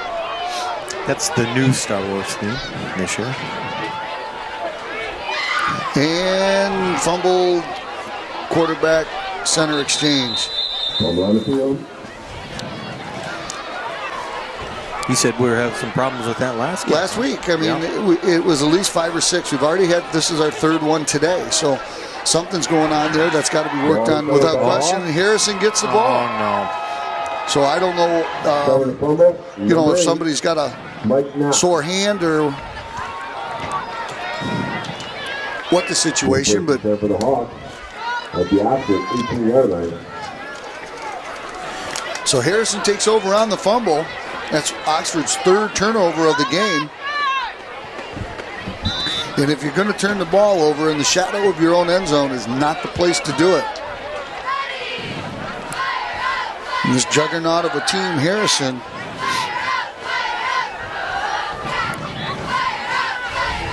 back to throw the ball, looking, double move to the outside, and it's nearly intercepted by the Wildcats. Sergio Borg knocked, or no, that was Number 46.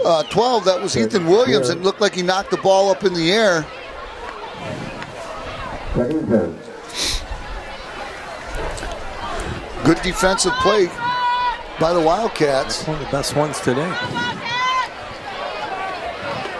That was number 16, by the way. That was Parker Fleming that tipped that ball up in the air. And it was Matthew Malicki that nearly picked it off afterwards.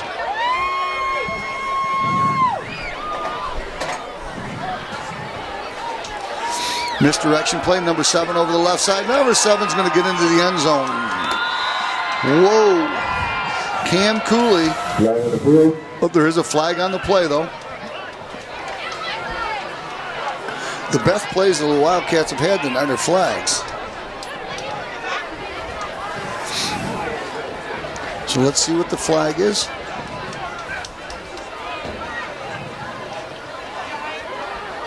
Vinny Vaccaro headed into the ball game. Let's see what the call is. Touchdown. First good. Personal foul. Against Personal the foul against. Touchdown, personal foul against the Wildcats. Hawks. Penalty against Oxford.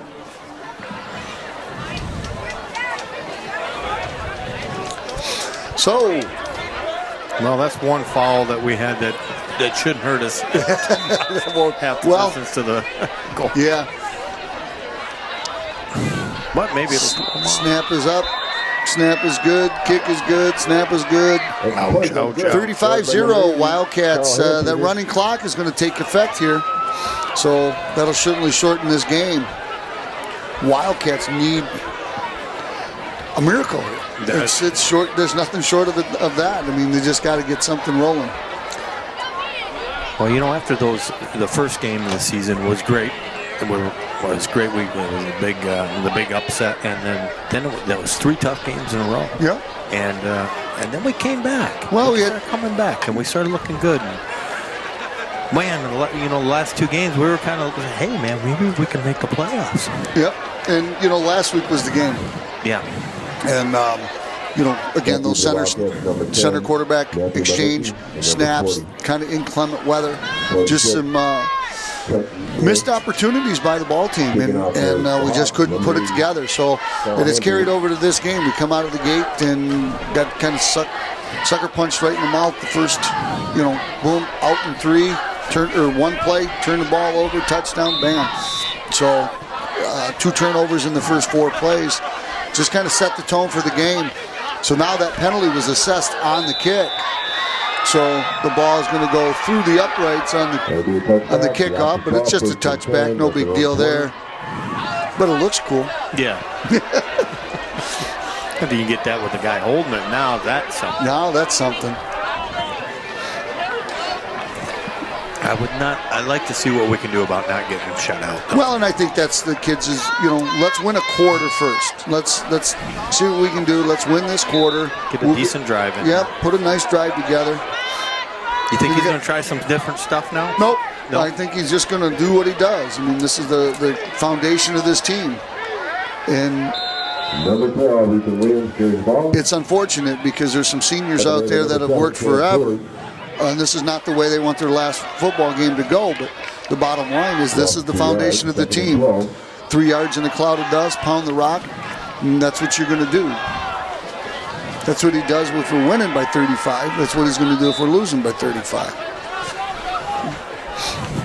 2nd and 11, a loss of 1 on the play. Ethan Williams was the ball carrier.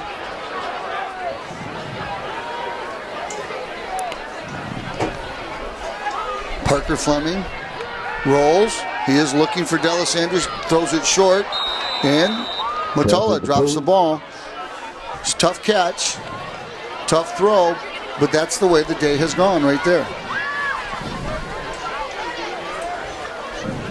Other than picking up 150 G at halftime, there has been Yeah. There are some good things that happened tonight. Absolutely. Oxford Bank. You know, I've been around for a while, and when I was with the Boosters and worked with Mike Watson, the old athletic director, he just kept dreaming of that new scoreboard, and boy, hats off to the school board and everybody that put that together. That's going to be fabulous for next season, and they will have it in here for next season, ladies and gentlemen. When they put the piping and they put the wiring and they built this stadium and they built this field, especially with the blue turf, all the substructure was equipped and ready to go for a state-of-the-art scoreboard. So they were thinking ahead when they did it. And kudos to that whole team that put that together. That pass nearly intercepted, so the Wildcats will be in punt formation again. Good snap. Oh, low line drive kick, takes an Oxford Wildcat bounce all the way out to the 48, 47-yard line. I think we dodged a bullet there. That could have been. Nearly got blocked. Sergio Borg was there to down the ball, but good job by Malicki to get that thing out of there. So I think that Harrison was upset because I called him West Bloomfield. This is all my fault. You jinxed him. It was all my fault. So the running clock is in effect here. Running clock goes into effect, I think, at a 35-point lead. It does not stop as long as there's a 35-point lead. So-called somewhat of a mercy rule, if you will. Uh-oh. That was a procedure call. I saw that left tackle jump up. So let's see what the call is. You know, I was going to say about... The clock is stopped on that penalty, though. What about that scoreboard? I was at a small college, and I looked at their facilities.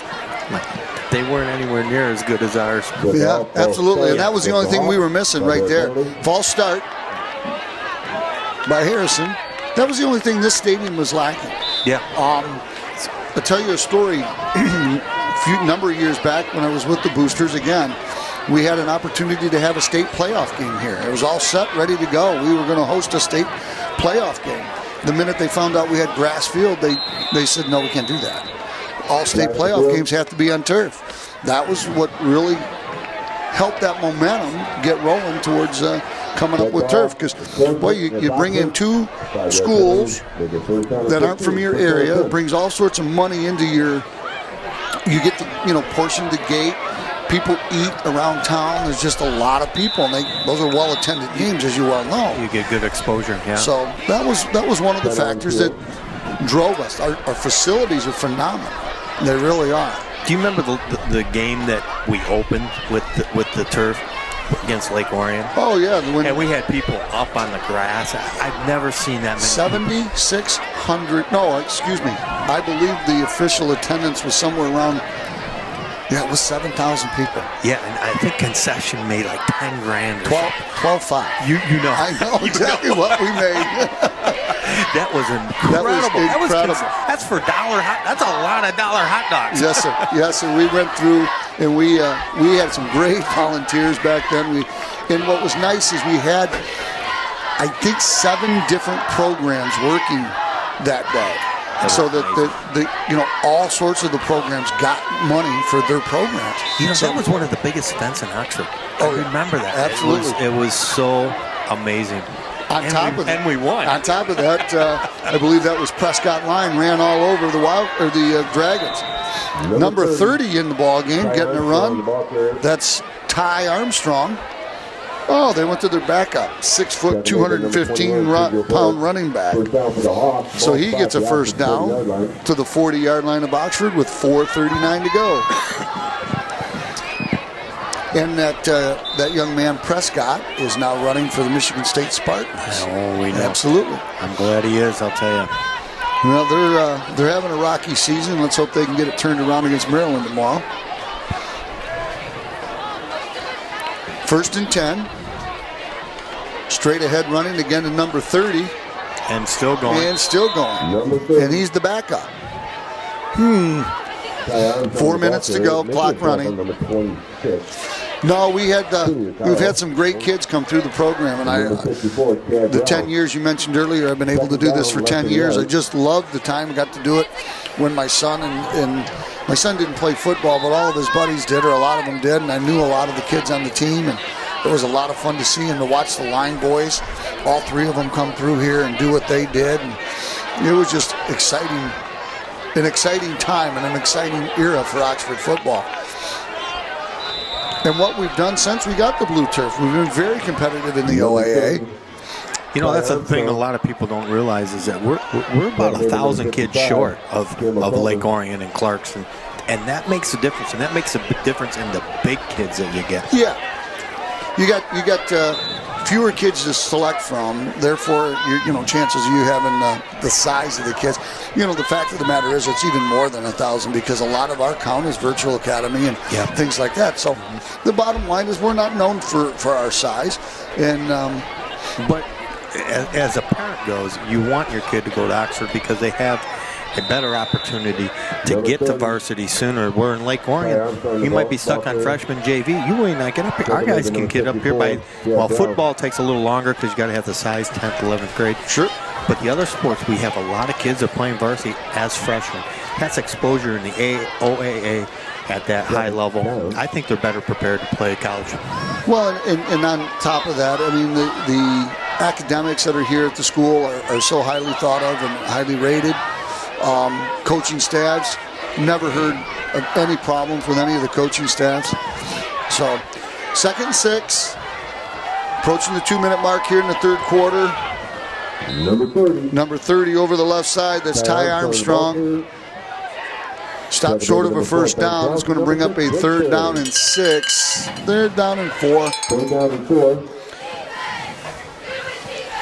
So the football program, you're being led by a legendary coach who you saw some growth in him this year.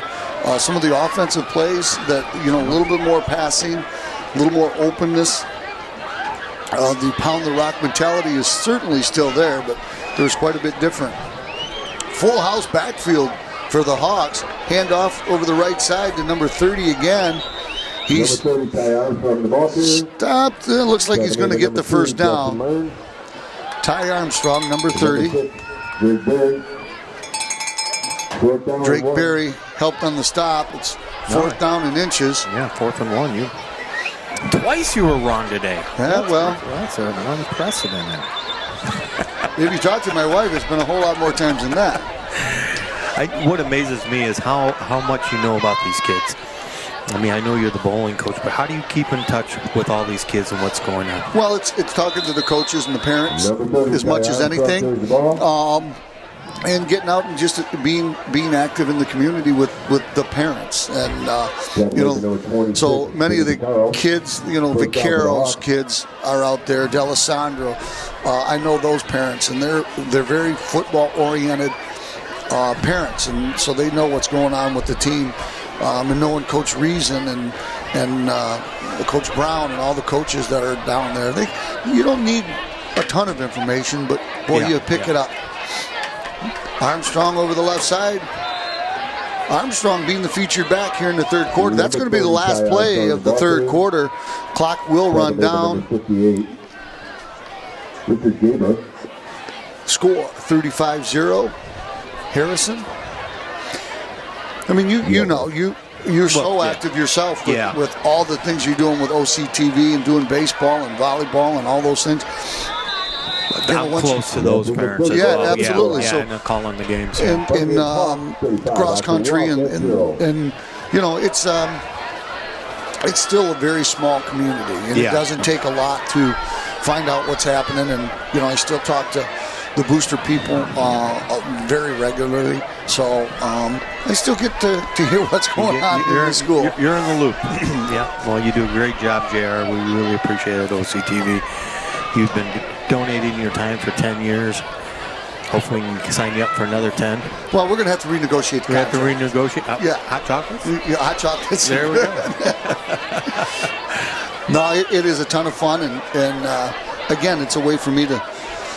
My kids came through these programs. My daughter was on the side. My daughter was a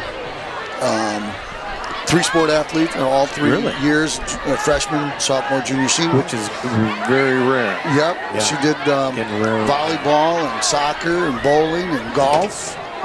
Did all of them. That's 4. Well, she did volleyball for a little while and then switched over to golf. So the bottom line is she had a lot of fun in school. She just graduated. Now she's an Oxford school teacher. Oh, I didn't know that. Yeah, she Really? graduated from Alma College. Where's she teaching at? She's teaching in the preschool over on Pontiac Street. So she's in the... Very good. Yeah. That's the same thing here at OCTV. We have a lot of Oxford alumni, and we're very proud of that. Well, again, a couple weeks back, we had Jim Hughes come through here, and Jim and I went to I went to Lake Orion High School. He was in Oxford, but we knew each other from work since we were in 9th, 10th grade. Yeah. So that's how I got involved, even stopping up here. He said, sit down, call a quarter, and next thing you know, Bill Service You just called. came up here because we had all the pretty girls. Well, no, it was Yeah. warm up here. It was cold that other day. Over the right side, Ty Armstrong trying to punch it in the end zone. You know, what was fun is homecoming to see all the cheerleaders that were here. My God, they had the junior Wildcat cheerleaders. There must have been 100 cheerleaders down there. Oh, yeah, they were cute. We did quite a few interviews with them in the parade and everything, and that was a really nice. I like the way it goes through town and comes up the hill. Yep. People line up alongside of it. That is really, and we had great weather this year. Yeah, absolutely. I was in charge of the weather, by the way. Oh, thank you. Victor Mencotti in at the quarterback position, hands it off to Ty Armstrong. Ty Armstrong isn't going to stop till he gets to Lapeer. So, this is not one of the stellar performances by the football program. That's all right. We've had an outstanding year. And some might say we even overachieved. When you looked at that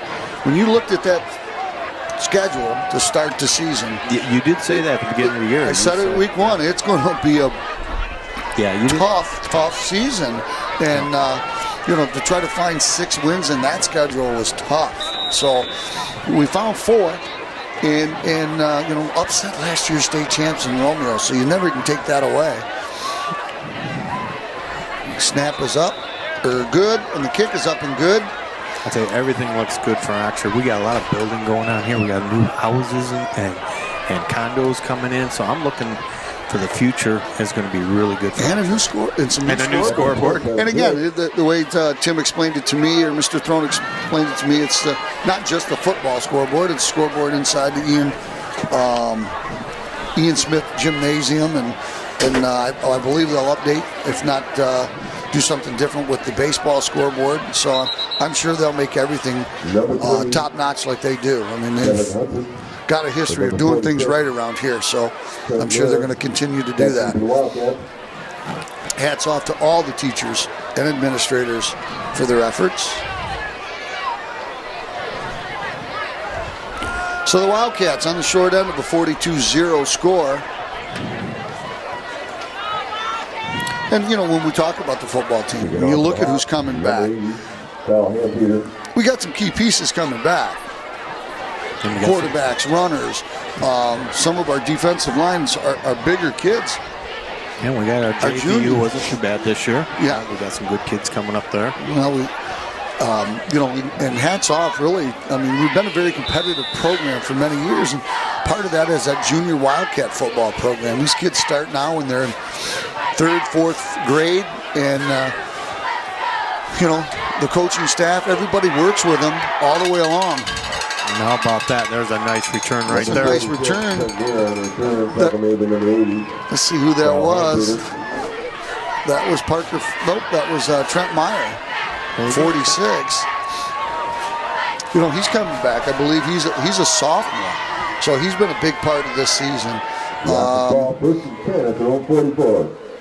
You got Malicki coming back, who's been a huge part of the program. Parker Fleming, the quarterback, coming back. Sergio Borg, who's been an outstanding player this season. Noose, they're all coming back. So we got some great talent coming back. Garrett Terrell hands the ball off. Straight ahead running. Number 3. Is that Devon Harris?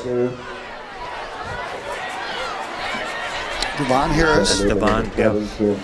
After that game, he showed up on my bus. Oh, did he? The next morning, I said, "Who are you?" He goes, Devon. You had a great game. We talked football all the way into school that morning. He was surprised the bus driver knew what was going. Nice kid. Yeah. Nice kid. Oh, yeah. And he had an outstanding day that day. Oh, he had a big smile on his face Monday morning. Oh, Harris breaking tackles over the left side. Oh. Devon saying, "Coach, just remember me for next season. I'll be back." Nice job by Devon Harris. And there's the Wildcats' first down, earning it without a penalty. Good job by the Wildcats, not quitting. 9:35 to go. Clock is running. Look for basketball this year, JR. It is going to be good this year. Is that right? Oh. Boys and girls? Yep. Rachel's going to has got the girls this year. It's going to be good. Garrett Terrell hands it off to Devon. Devon, good footwork in the hole. Devon gets the ball just shy of the 30-yard line. Well, unfortunately, with my schedule with bowling, I don't get a chance to support the winter sports. I really enjoy watching the wrestlers, and they're just one of the state's premier programs. Oh, yes. And I love watching what Mr. McDivitt does with that group. And, I love to watch the high school basketball, but well, you can only do so much. I can only do so much. We're going to have an outstanding bowling program again this year. Yeah. So rolling out is Garrett Terrell. Garrett puts the ball down, on it. Gets the ball to the 30. Oh, man, is planted. But he gets right up. Man, tough kid. That is a tough kid. And I think that'll be another first down. Well, he earned it.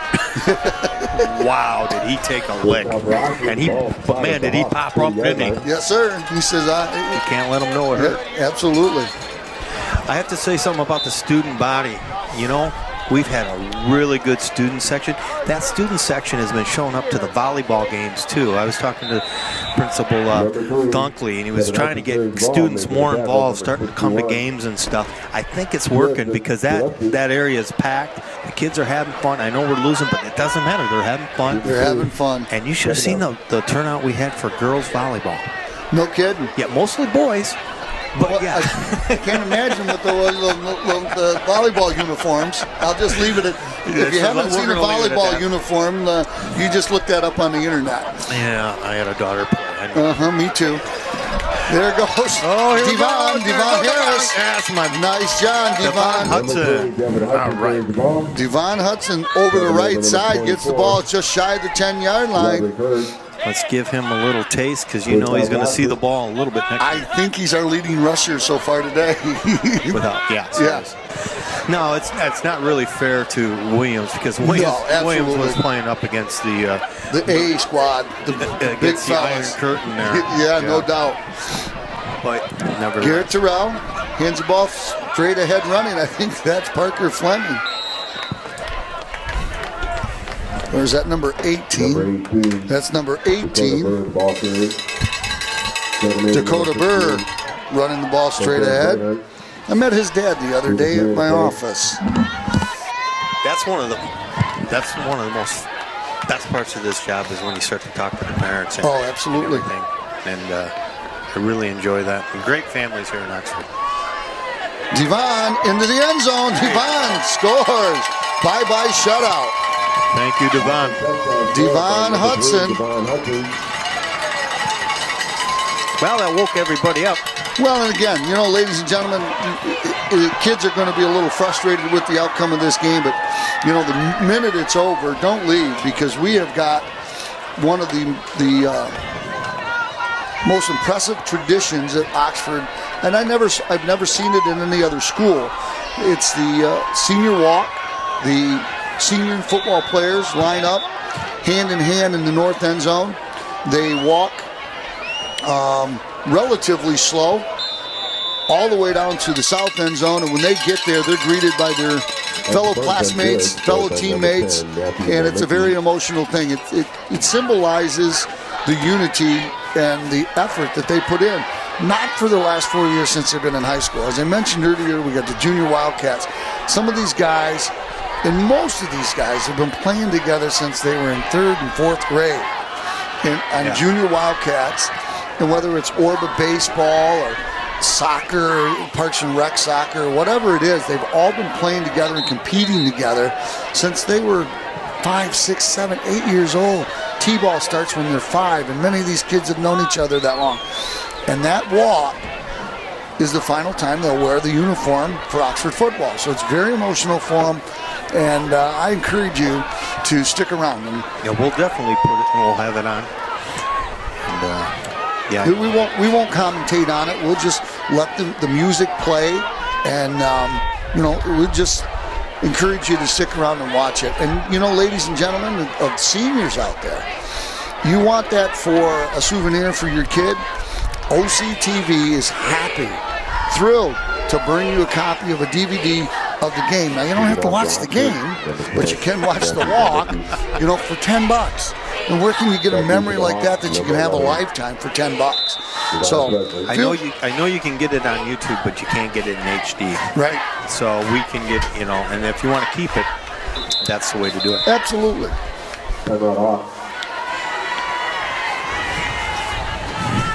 As we tick down to just a half a dozen minutes left here, JR. Absolutely. And again, the Oxford Community TV, thanks for, and expanding and getting the viewership up, putting it out on YouTube and doing all the support you do for all the athletics. But it's certainly a lot of fun to see this out on football stuff. I think the social media might be part of the reason why we're getting such a good a turnout from students. I'm hoping this carries over to basketball and, going to watch the wrestlers as well. Absolutely. Once again, ladies and gentlemen, if you didn't hear the news earlier in tonight's broadcast or see the halftime presentation, Oxford Bank donated $150,000, that's with a green dollar bill sign, $1,000 to Oxford Community Schools for scoreboard improvements and enhancements throughout the district. So that's just an exciting thing to have happen.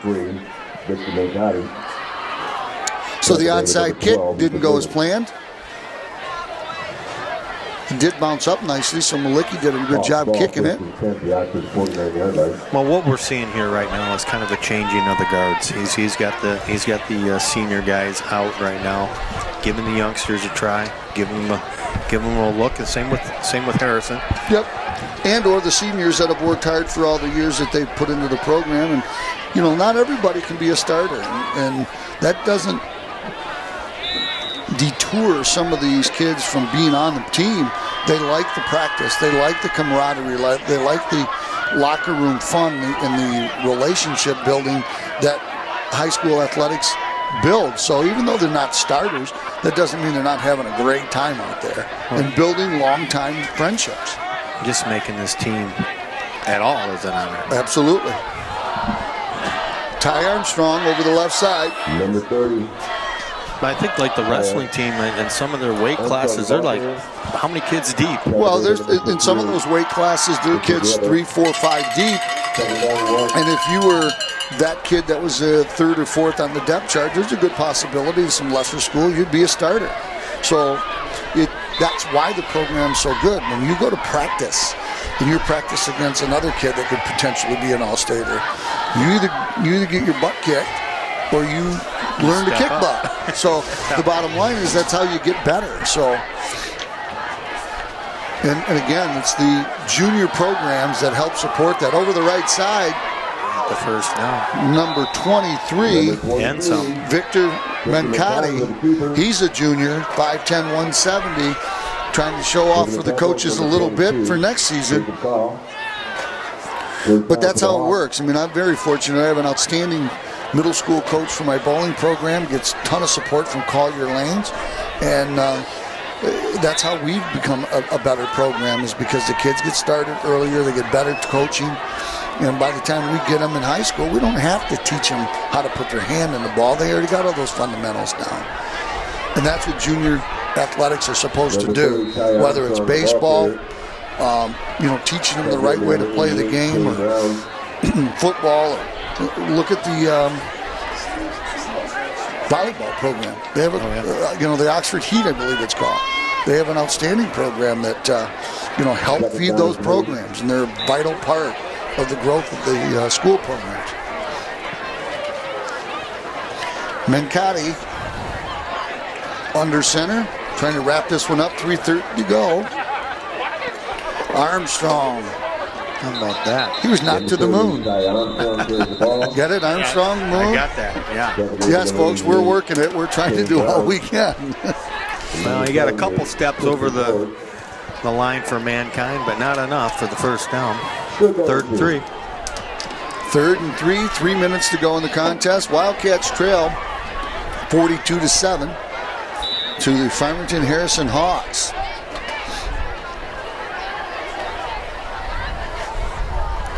Chilly night. Wildcats never did get warmed up. Mencati over the right side, cuts it up middle. Boy, how did he squeeze through all those bodies? There was just so many people there. It's good to be big, but sometimes it's good to be low and short. Absolutely. And I see that in football and a lot of. I see that also in some of the forwards in lacrosse. Mm-hmm. It actually pays off sometimes. Not a lot, though. Usually big is better in pretty much every sport. But that's what I love about bowling. There's no advantage to big. There's no disadvantage to small. Every size kid, just like golf. I mean, bigger and stronger. But boy, if you can hit that ball in the sweet spot, it goes a long way. And I don't care how big you are. Into the end zone is Ty Armstrong. That's his second touchdown. Boy, Ty Armstrong is a big kid, and he got into the end zone for the second time. He's a senior. I have not seen a Wildcat football team give up 49 points too many times. If they did, they probably scored 40 as well. Or 50, yeah. This is probably the most lopsided game I've done with you. Yep. And well, that's a credit to the coaching staff. Yes. I mean, he undermanned, undersized, but find a way to get it done. What a great life lesson for these kids. You're not always going to be the biggest or the best or the baddest, fastest, whatever, but you got to find a way to win, and that goes with sports, and that also goes in work. You might not be able to type the fastest, or you might not be able to react the fastest or think the fastest, but you got to find a way to get it done and compete in the workforce. So these kids are learning that now. And that was one of the big reasons we wanted to go to the OAA. We're going to compete against those guys for jobs. We're going to compete for educational positions. That's who we compete against. That's a good point. I have 6 kids that have all gone through the Oxford school system. I had a couple jocks. I had a couple guys that are kind of the computer guys. And when the jocks eventually stopped playing sports and went to college, they're excelling a little bit faster than the kids that were just doing the academics.